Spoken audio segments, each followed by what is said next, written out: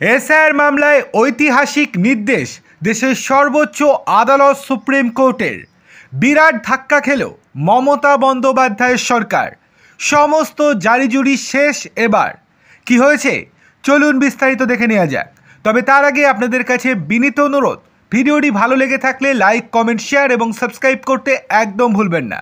চলে আসি বিস্তারিত খবরে। গত কয়েক মাস ধরে দেশ জুড়ে নির্বাচনের প্রস্তুতি ঘিরে এক বড় ধরনের আইনি তোড়জোড় দেখা যাচ্ছিল। এই দিন সুপ্রিম কোর্ট একটি গুরুত্বপূর্ণ রায় দিয়ে দিয়েছে, যা রাজনৈতিক দল থেকে শুরু করে সরকারি কর্মচারী সকলকে নাড়িয়ে দিয়েছে।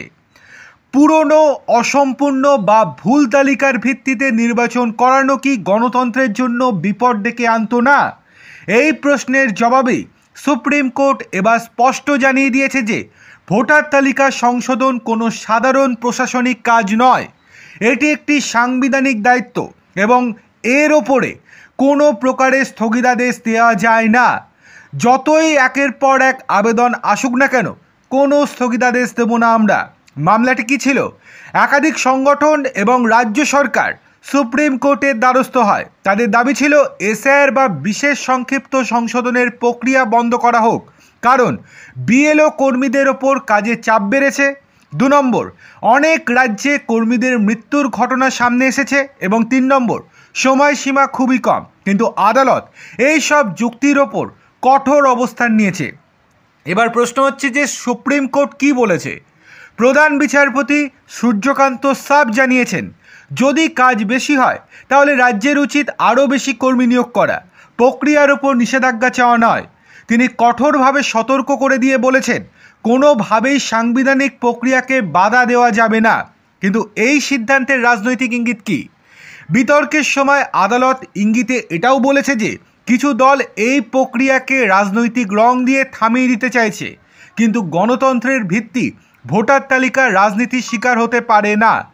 এই রায় শুধুমাত্র একটি নির্দেশ নয়, এটি একটি গুরুত্বপূর্ণ বার্তা যে গণতন্ত্রের ভিত মজবুত করার প্রক্রিয়া চলতে থাকবে, তাতে যত বিরোধিতাই আসুক না কেন।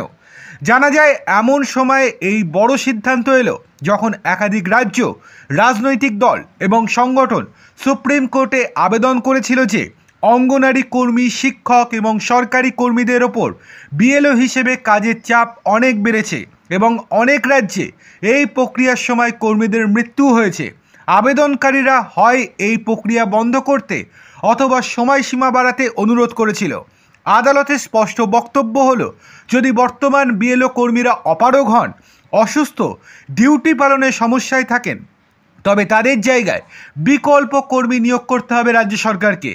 সিজিআই উল্লেখ করেন, একজন বিএলওকে গড়ে প্রতিদিন 27 থেকে 30টি ফর্ম পূরণ করতে হয়, যা কোনোভাবেই অতিরিক্ত চাপ সৃষ্টি করে না।